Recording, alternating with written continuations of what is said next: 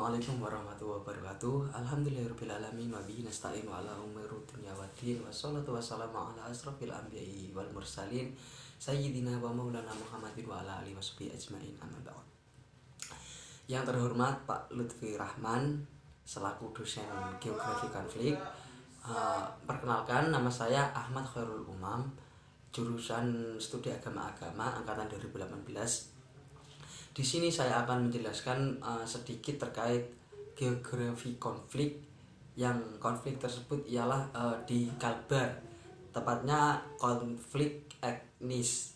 Konflik etnis antara kaum Dayak dengan Madura. Mungkin sudah tidak asing lagi ya terkait konflik etnis ini. Bagaimana saya akan sedikit mengulas sejarah tersebut. Yang pertama itu setahu saya konflik di Kalbar itu dimulai dari tahun 1935. Itu pada zaman kolonial Belanda. Nah, kenapa kok bisa pada tahun 1935 sudah dimulai? Karena pada saat itu kolonial Belanda mulai mentransmigrasikan orang Madura ke Kalbar.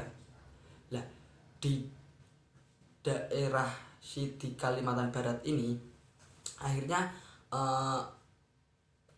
perpindahan orang-orang Madura semakin banyak bertambah waktu. Lah, pada tahun 1999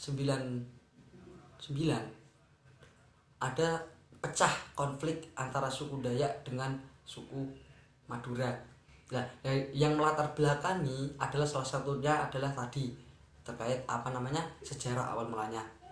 Tetapi banyak sekali latar belakangnya, seperti orang Madura yang seenaknya sendiri, terus orang Madura yang malah lebih menguasai daerah tersebut, terus tidak sinkronnya antar etnis, biasanya tidak sepemikiran, tidak bisa disatu padukan antara etnis Dayak dengan etnis Madura tersebut, dan akhirnya pecah.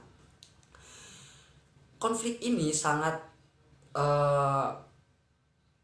terngiang di kepala atau bahasanya di nurani yang paling dalam oleh orang-orang Madura dan orang-orang Dayak. Kenapa? Karena sampai pecah sampai 2000 kalau nggak salah 17, konflik ini sampai lebih dari 500 orang meninggal karena konflik di Kalbar ini. Pecahnya paling besar kalau seingat saya tahun 1999.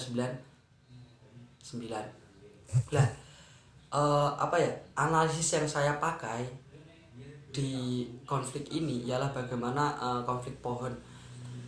Dulu pemerintah pada saat dulu belum bisa menganalisis secara dalam kenapa konflik ini selalu berkelanjutan sampai hari ini pun masih mengenang, dan masih ada beberapa orang-orang yang tidak bisa menerima antara suku Dayak dengan suku Madura tidak bisa saling menerima karena masih ada bahasanya didikan atau omongan dari orang tua pendahulu mereka yang masih dendam seperti itu.